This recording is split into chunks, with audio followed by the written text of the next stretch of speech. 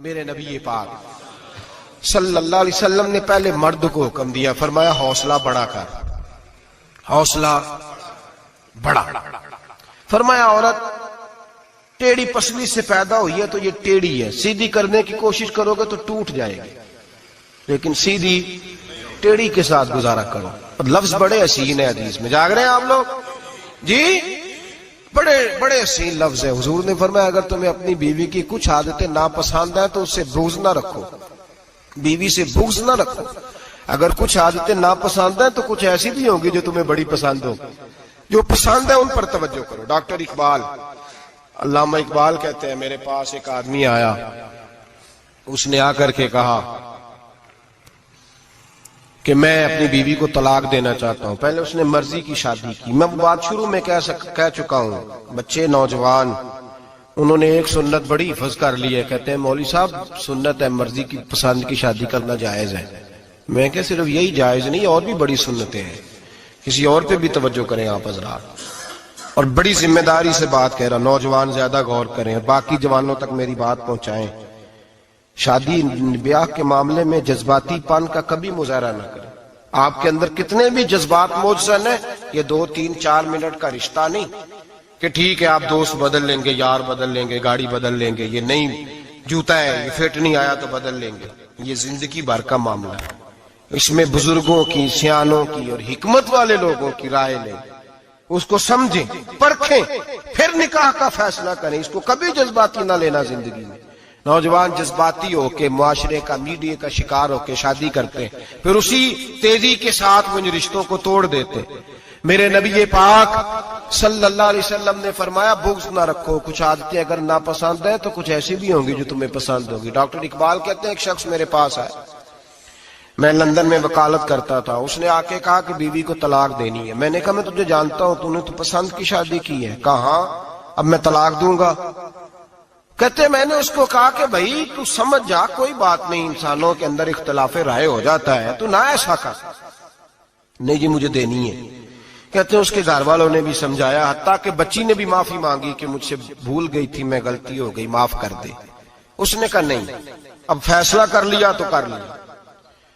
کہتے ہیں اب میں تو وکیل تھا، میرا پیشہ تھا، جب اس نے مجھے کہا تو میں نے کیس دائر کر دیا، بحث ہوئی، فیصلہ جوان کے حق میں آنے لگا، طلاق کا وقت قریب آ گیا۔ جس دن فیصلہ ہونا تھا اس دن رات کو میرے پاس آیا، کہنے لگا سویرے کیس واپس لے لیں، میں نے نہیں طلاق دینی۔ میں نے کہا کیا ہوا؟ کہنے لگے اقبال یار عجیب بات ہوئی ہے، مسلمانوں کے رسول کی ایک حدیث پڑھ لی ہے، نبی پاک علیہ السلام کا ایک فرمان پڑھ لیا ہے۔ کہا وہ کیا؟ کہا حضور نے فرمایا اگر تمہیں اپنی بیوی کی بہت ساری عادتیں ناپسند ہو، ادھر دیکھو جو پسند ہے۔ تو وہ کہنے لگا یہ حدیث پڑھ کے میں نے غور کیا ہے، یورپ کے اس گندے معاشرے میں رہتی ہوئی میری بیوی اس برے معاشرے میں رہتی ہوئی بد خلق ہے، بد اخلاق ہے، کام کاج نہیں کرتی، ساری چیزیں ہیں، لیکن جہاں اجازت ہے 18 سال کے بعد عورت اپنی مرضی سے جس کو مرضی لڑکے کو دوست بنا سکتی ہے، لیکن اس کا سوائے میرے کسی اور کے ساتھ کوئی تعلق نہیں۔ تو اس گندے معاشرے میں یہ اس کی عادت کتنی پاکیزہ ہے کہ سوائے میرے کسی اور طرف نہیں دیکھتی۔ حضور کی اس حدیث نے مجھے اس کی اس اچھی عادت پر مائل کر دیا ہے۔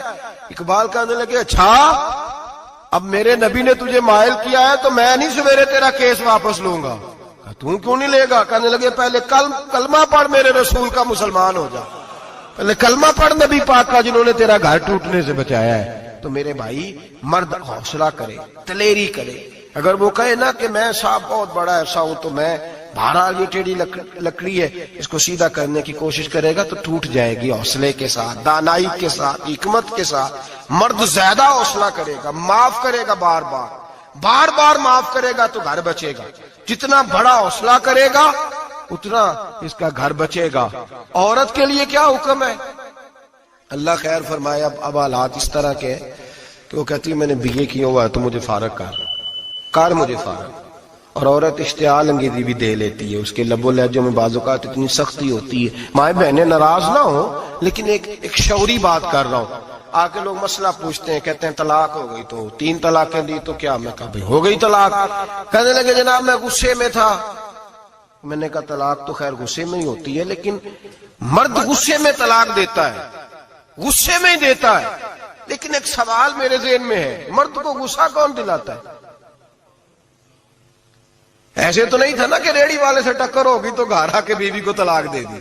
یہ تھوڑی ہوتا ہے کہ باہر اس کی جو ہے وہ موٹر سائیکل کسی کے ساتھ ٹکرا گئی تو اس نے کہا مجھے غصہ چڑھ گیا تو میں گھر آ کے طلاق غصے میں ہوتی ہے. پر غصہ کون دلاتا ہے؟ وہ بات ایسی کرتی ہے, اتنی سخت بات کرتی ہے.